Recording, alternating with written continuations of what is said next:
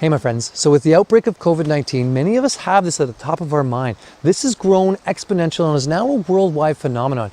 And because it's a novel virus, it's very likely that many of us will get this pathogen and be transferring it along. So I wanted to make a little video to share with you some of the best herbal practices and some of the things we can do to protect our health and to move this type of virus out of the system. Our bodies have the innate ability to heal themselves. So if we can support them with the right herbs and the right type of therapies, this won't be such a hard transition for us. So it's important to know a little bit about this virus and some of the energetics of the pathology of what happens in the body once it comes into our body. That way we can start to find the right herbal protocols to help support the body and give it the best chance to move our immunity out and heal it faster.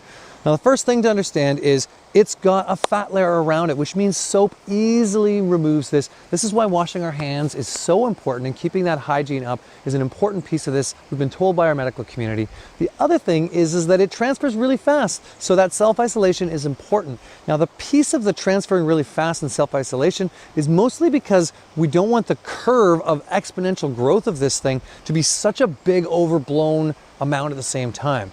It is very likely that many of us will get COVID at some point in the next couple of years or something like this. So not to be worried about that, but to have our immunity in its best shape. So if we have a COVID-19 experience, it's moving through us within the 4 to 7 days that it should. The problem with viruses like this, these coronaviruses are heavier and thicker. They don't mutate super fast, which is good. It means that we're not going to have a whole bunch of different varieties very quickly. But what they do is they get deep into the lungs. So it's actually the deep lungs that are the big issue here. Whereas your rhinoviruses and many of your cold and flu viruses stay at the surface of the lungs. This means that once this virus gets deep into the lungs, we've got a lot of congestion that happens there. And we look at some of the energetics behind this, and we start to find the right kind of herbal protocols to work with. So let's look at some of the energetics. Most forms of holistic medicine work with energetics to understand the imbalances in the body and how to restore the body to balance. This is very different from an allopathic approach of trying to find the specific virus and build a vaccine.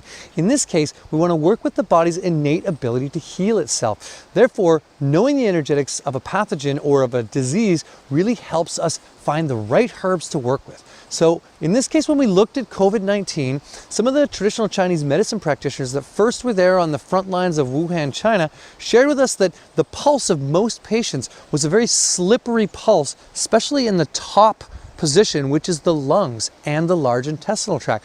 They also shared with us that there was a thick, sticky white coating on the tongue.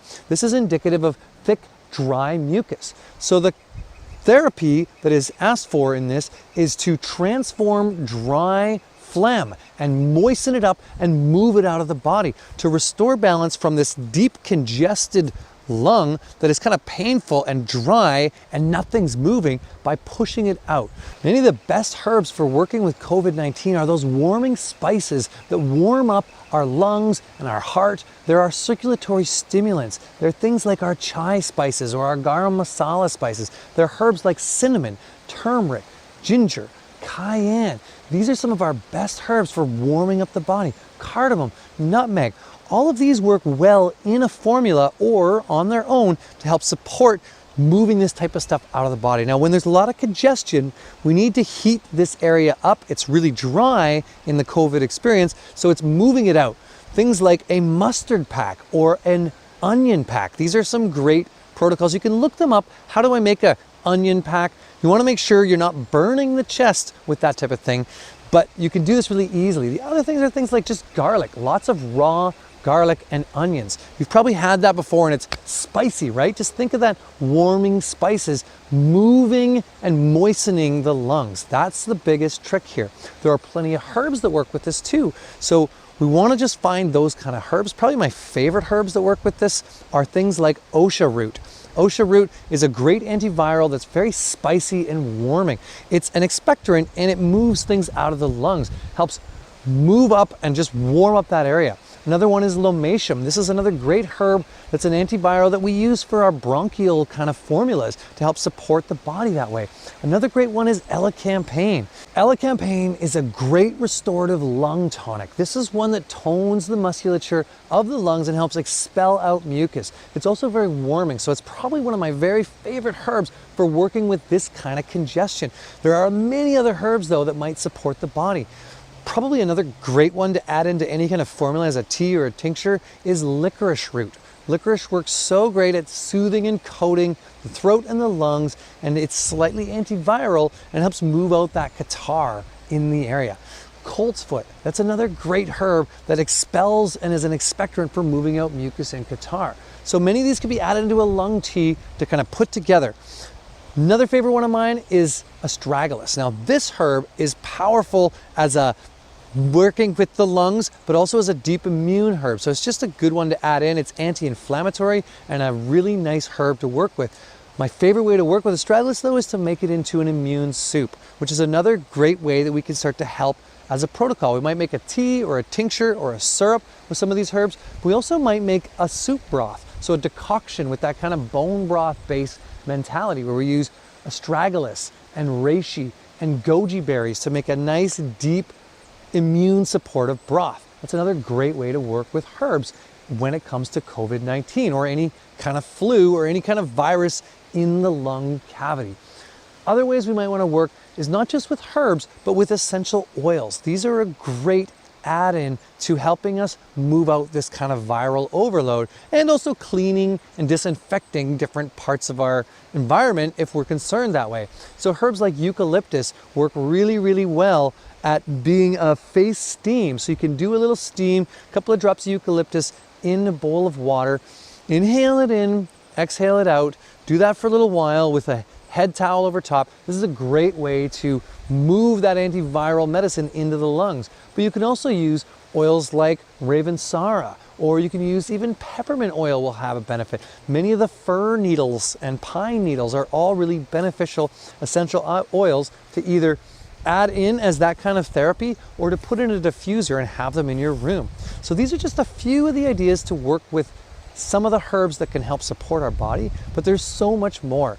In fact, right now, many of the best herbalists that we know of are putting out all kinds of information, supporting this with showing us how to work with this type of virus. So I implore you to look at some of the herbal blogs, look on Facebook, look on some of the other social media places to start to find the right kind of medicines to support the body when it comes to healing from this virus.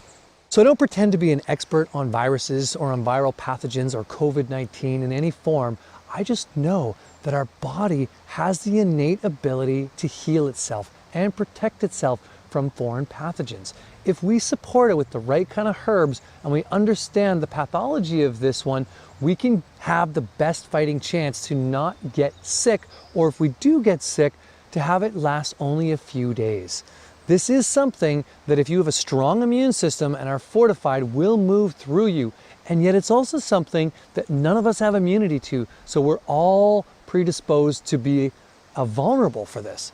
So use the herbs, work with some of the things like the raw, fresh garlic, use the essential oils, make some immune soups, get a couple of lung expectorant tonic tinctures or teas, and just fortify your body and be safe at this time in our human history where we're all working with kind of a viral overload and a pandemic on planet Earth.